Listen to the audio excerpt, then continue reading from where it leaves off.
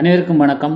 கடந்த 19ஆம் தேதி காணாமலாக்கப்பட்டு 20ஆம் தேதி உயிரோடு ஒரு கிணத்திலிருந்து பாலடைந்த கிணத்திலிருந்து மீட்கப்பட்ட ஒரு பெண்மணி, அது எல்லாரும் அறிந்த விடயம், கடந்து சென்ற செய்தியாக இருந்தாலும் மீண்டும் அதிலிருந்து ஒரு புதிய விசாரணையின் மூலம் புதிதாக ஒரு தகவல் வெளியாகி உள்ளதாக அறியக்கூடியமாக இருந்தது. அது என்ன என்ற தகவலையும் அதத்தோடு இன்று கொக்கட்டிச்சோலை பிரதேச சபை, மண்முனை தென்மேற்கு பிரதேச சபைக்கு உட்பட்ட கொக்கட்டிச்சோலை கிராமத்தில் அங்குள்ள ஆட்டோ சாரதிகள் ஒரு ஆர்ப்பாட்டத்தை மேற்கொண்டிருக்கிறார்கள். அதோடு மக்களும் பொதுமக்களும் கலந்து கொண்டிருக்கிறார்கள். மண்முனை தென்மேற்கு தவிசாளரும் கலந்து கொண்டிருக்கிறார். அது என்ன சம்பந்தப்பட்டது என்பதும் சார்ந்தும்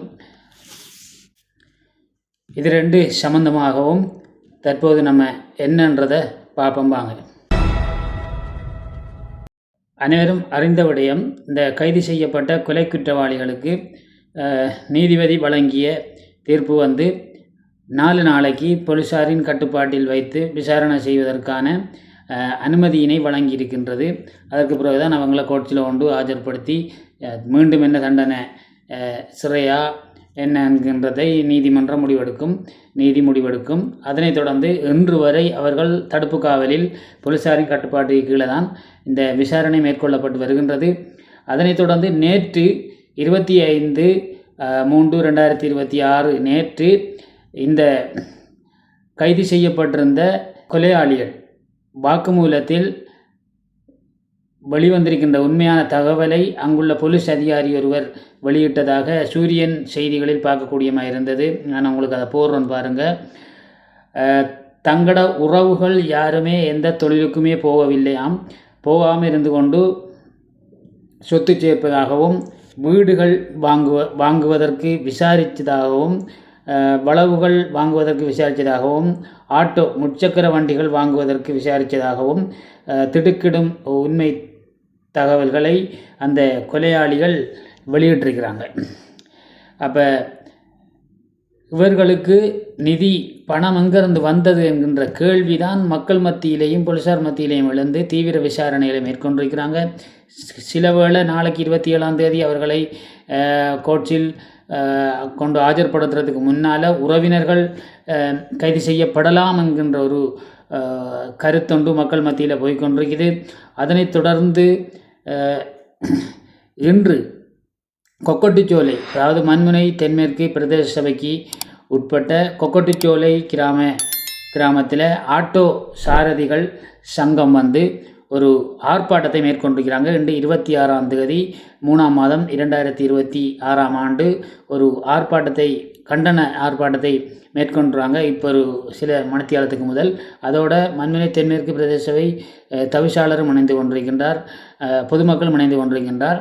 நாளை இந்த குற்றவாளிகளுக்கு எதிராக எந்தவித ஒரு சட்டத்தரணிகளும் ஆதரவாக வாதாடக்கூடாது, இவர்களை பிணையில் விடக்கூடாது.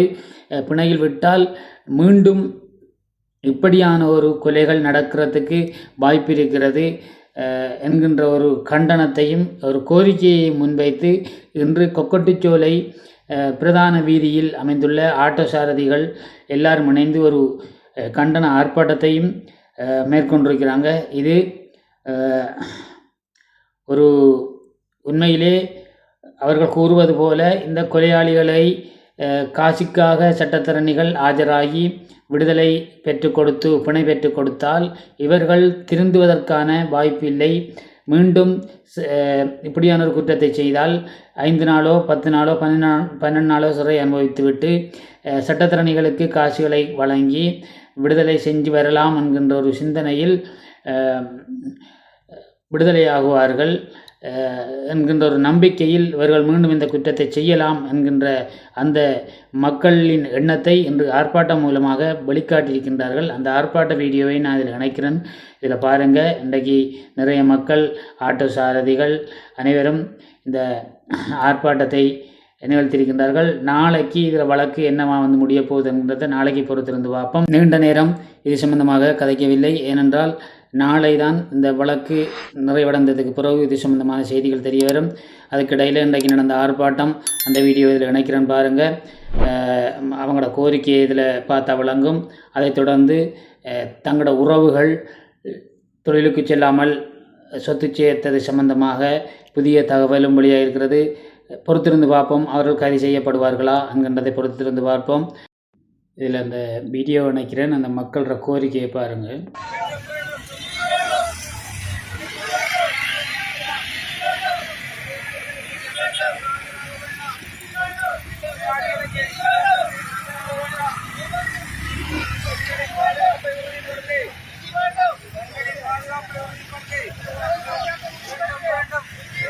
அடுத்த இதில் தவிசாளர் மண்மனை தென்மேற்கு பிரதேசவின் தவிசாளர் என்ன சொல்கிறாருன்றதை பார்ப்போம்.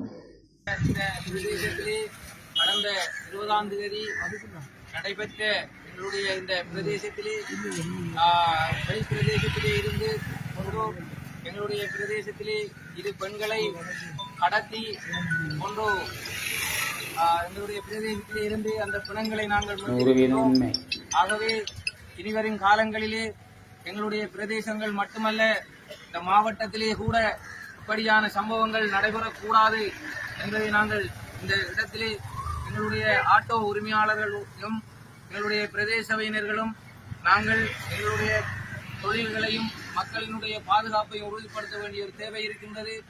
ஆகவே இந்த கொலையாளிகளுக்கு எந்த விதமான தயவு தாட்சாணியமும் அன்றி இந்த நீதியை வழங்க வேண்டும் என்று கேட்டுக்கொள்வதோடு, அது மட்டுமல்ல நாங்கள் எங்களுடைய நீதிமன்றங்களை இறைவனுக்கு அடுத்ததாக நாங்கள் பார்க்கின்றோம். அந்த வகையிலே அந்த நீதிமன்றங்களினூடாக தகுந்த தண்டனைகள் வழங்கப்படும் என்பதை நாங்கள் எதிர்பார்க்கின்றோம். இருந்தபோதும் நாங்கள் இந்த கௌரவமான சட்டத்தரணிகளுக்கு அன்பான வேண்டுகோளாகவும் மக்களினுடைய இறையாண்மையை பாதுகாப்பதற்காகவும் அவர்களிடம் ஒரு வேண்டுகோளை விடுக்கின்றோம். இந்த கொலையாளிகளுக்கு எதிராக, இந்த கொலையாளிகளுக்கு ஆதரவாக யாருமே ஆஜராக வேண்டாம் என்று எங்களுடைய இந்த பிரதேச மக்கள் சார்பாகவும் எங்களுடைய ஆட்டோ உரிமையாளர்கள் கூடாகவும் நாங்கள் கேட்டுக்கொள்கின்றோம்.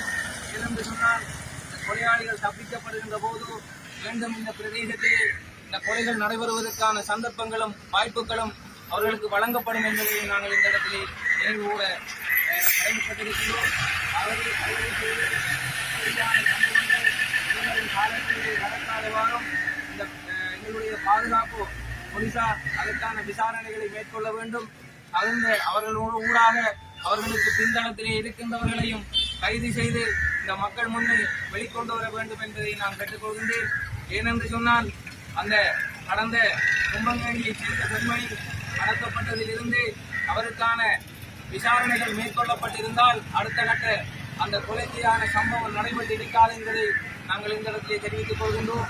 ஏனென்று சொன்னால் அவர் காணாமல் போய் 20 நாட்களுக்கு மேற்பட்டு அந்த அவருடைய உடலை நாங்கள் காண்கின்ற போது அந்த விசாரணைகள் மேற்கொள்ளப்பட்டிருந்தால் அடுத்த கட்டத்துக்கு அவர்கள் கொலையாளிகள் சென்றிருக்க மாட்டார்கள் என்பதை இந்த இடத்திலே தெரிவித்துக் கொண்டு யாருமே இவர்களுக்கு துணை போக வேண்டாம் என்பதை இந்த இடத்திலே கூறி நாங்கள் இந்த மக்களின் ஊடாக இதை நாங்கள் தெரிவித்துக் கொள்கின்றேன். நன்றி. 100% உண்மையான கோரிக்கைகள் எங்கள் மக்கள் கேட்டுக்கொள்வது 100% உண்மையான கோரிக்கைகள். மீண்டும் ஒரு வீடியோவில் சந்திக்கும் வரை உங்களிடமிருந்து விடைபெறுகிறேன். முதல் பார்க்குறாக்கள் எனது வீடியோவை சப்ஸ்கிரைப் பண்ணி போட்டு பாருங்கள். நன்றி, வணக்கம்.